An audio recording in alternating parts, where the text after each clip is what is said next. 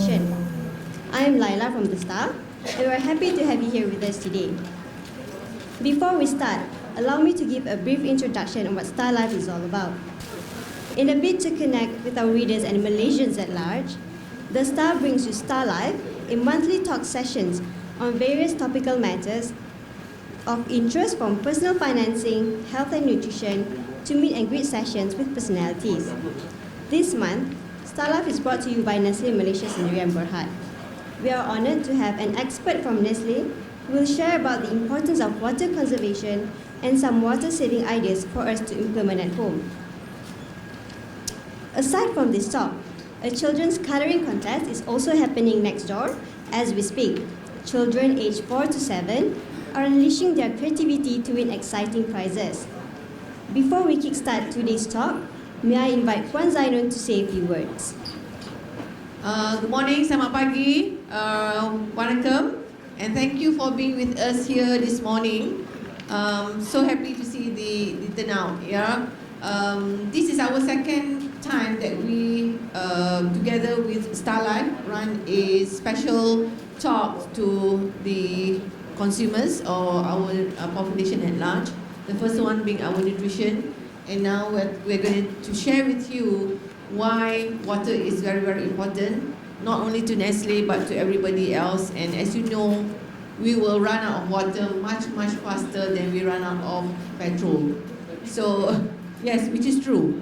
Yeah. So, we have our expert here today, and he will share with you how we in the company tries to save water, how to conserve water in our factories, in our offices, yeah. And likewise, he will also share a few tips with you how we, as the consumers out there, are able to conserve water. So thank you again, and well, let's keep awake. Let's watch out for the next talk that we're going to share with you the next time. Thank you very much. All right. Good morning, everyone, ladies and gentlemen. Selamat pagi. Welcome to Star Talk Live around water conservation. First, I want to thank Star for giving us this opportunity to share with you all what Nestle looks at in terms of water conservation and what can we do together around water conservation. Yeah. Before I go on, one very important thing that I want to touch here is that about the role that we can play in water. Yeah. So this talk is going to be about water. We're going to touch a bit on what we do in industry, but more also about what each of us can do as individuals. Today when I stand in front of you, I'm wearing two hats. I am a corporate entity with Nestle, but I'm also an individual at home. So there are things that I can do at home around water conservation, and that's the whole idea of the discussion that we're going to have today. Yeah? So, before I go on, it's important to understand why Nestle has this topic in our discussion point today. Okay, a bit of a history about Nestle. Yeah, you all know Nestle. It's been existent for a long time. Nestle started back in 1867, and it was started by a German chemist. Yeah, Henry Nestle, and he started this company by making the first infant formula made of cereals and milk, and it was meant for baby that could not breastfeed. So those were the humble beginnings where Nestle first started. Okay, since then Nestle has gone on, and we have built many different products. Everything from pet care to ice cream to water, even now going into, we also had Alcon some time back, which today we have discontinued. This is around the eye care. Yeah, and some of you may not know that some brands are very familiar to us. Nescafe, Milo. This started way back before World War II, back in 1938, 1936. That is when Milo and Nescafe actually started. Yeah? So today you will see a lot of brands here that are very familiar to you in your household shopping baskets. Okay, so that's how Nestle started. Now, in Malaysia, Nestle is more than 100 years old. We celebrated in 2012 our 100-year anniversary. Yeah, and what is the landscape of Malaysia? Nestle in Malaysia. We employ more than 5,800 people. We have 7 factories spread out over Malaysia, in East Malaysia, and in Singapore. We are a public listed company since 1989 with a 4.8 billion turnover. Okay, so that's just painting a picture of our landscape or our footprint in Nestle Asia. So, a bit of background on Nestle. So why is Nestle here talking about water? Why is it important to us? To understand, we need to understand what is the role that Nestle plays in society. Okay, how do we coexist with society? Okay, and we do it through a principle that is laid out in what we call creating shared value. Yeah? And what creating shared value means to us is that we want to have, or we want to be successful over time by creating wealth for our shareholders, but at the same time creating value for the society. Okay? And to do this, it's not just about being sustainable, but also to create value for shareholders and society over time. All right?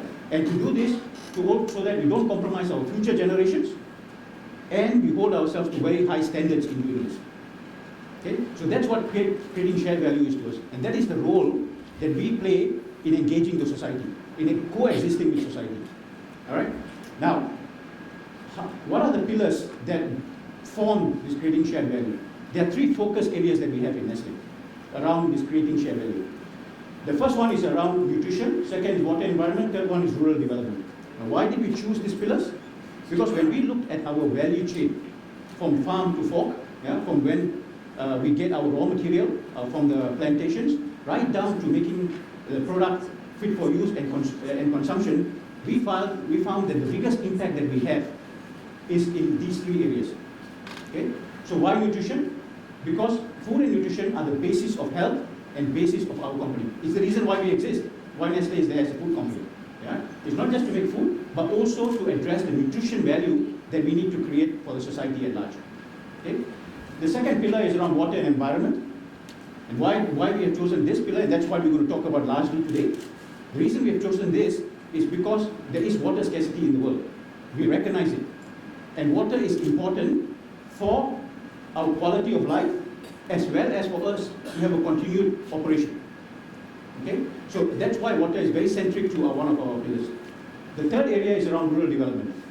Now, rural development is important because we want to assure the well-being of our farmers, of our suppliers, of the rural communities, so that we can coexist together and we actually depend on them for our future growth, our development.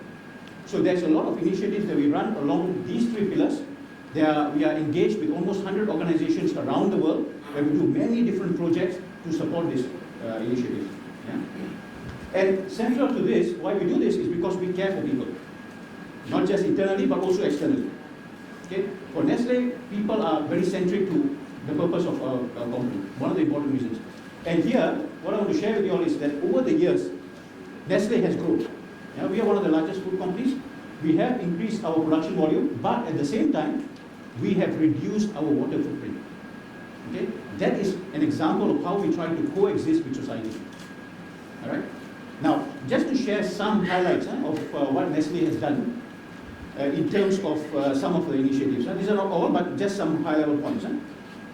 One is that worldwide, we have something like 489 water savings projects in all our factories. And we've saved about 6.5 million cubic meters.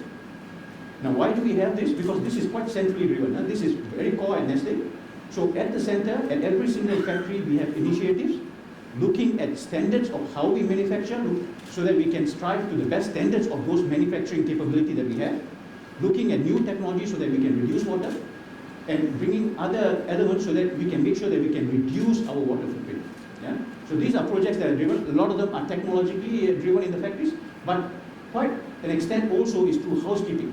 Housekeeping means that we focus on our teams and our workers in the factory, our unit operations, that they all run the operations the best they can without wasting water. Yeah? The second point is around clean water projects. Okay, and these are for schools in South Asia, 100,000 school children. Now in Malaysia, this may be something we take for granted because water is readily available. Yeah? You can go to the most remotest corners and you can find water. It's not the case in a lot of the Asian countries. So for a lot of the Asian countries, we have what we call clean water projects, where we look at how we can harvest rainwater, how we can sustainably get groundwater for the schools so that they have supply for the school children. Okay?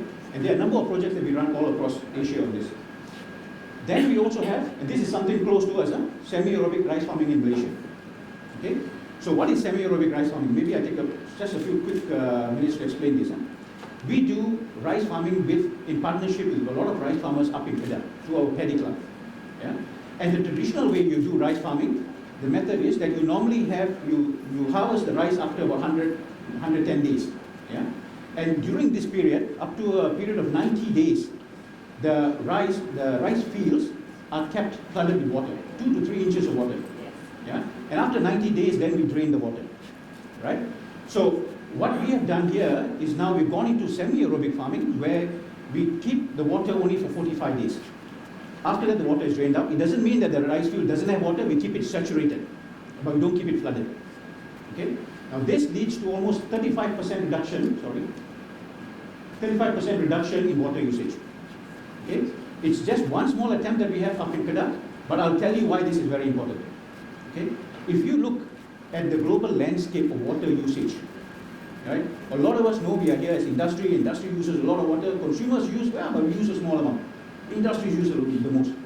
If you look at the demography of water usage, 70% of water in the world is used in agriculture, for irrigation, for farming. 20% is industry, 10% is in household. That's the reason why, in looking at where we fit in the value chain, we also want to focus in this area so that we can work with our farmers in the rural development also to do water conservation. It's also important in that areas. Okay? All right, so that was a bit about Nestle and what we do in terms of our water footprint. Yeah? What I want to share a bit now is going into what is the global availability. If we want to understand what is our role in water and what can we do going forward, it's also important for us to understand what is available globally. What is the landscape of water? What is the future of water? Yeah? All right, so if you look at water availability, we all know this very well. We are a growing population on this blue marble earth of ours. Yeah? Today we are sitting at 7 billion. By 2050 we are going to cross 9 billion population. Okay? So we are growing very rapidly. Now, as we grow, this is going to mean that we will require a bigger footprint of requirements. There's going to be more need. Okay? And what is this need that we have? So if you look at it, in terms of food production, we will need double the food production of what we have today to meet this 9 billion. Huh? We will need 40% more energy per year compared to what we have today. And in terms of water, we need 55% more water than what we have today. Okay? Staggering. So if we go to 9 billion by 2050, that's what we will need to sustain us. But what does this mean? What does 55% more water mean? Yeah? So let's try to understand first, what is the water availability in the world? Alright? So this is our friendly planet Earth, our blue planet. They call it blue because it's all blue. The reason they call it blue is because 70% of the surface is covered by water. That's a lot of water, right? But if you understand the water is at areas only 2 miles deep. That's it. That's the depth of water that we have. Yeah? Now, if I were to remove this water from planet Earth, that's what it will look like. That's all the water that exists on Earth. The rest of it is a solid mess. Alright? And this water, only 1% is usable.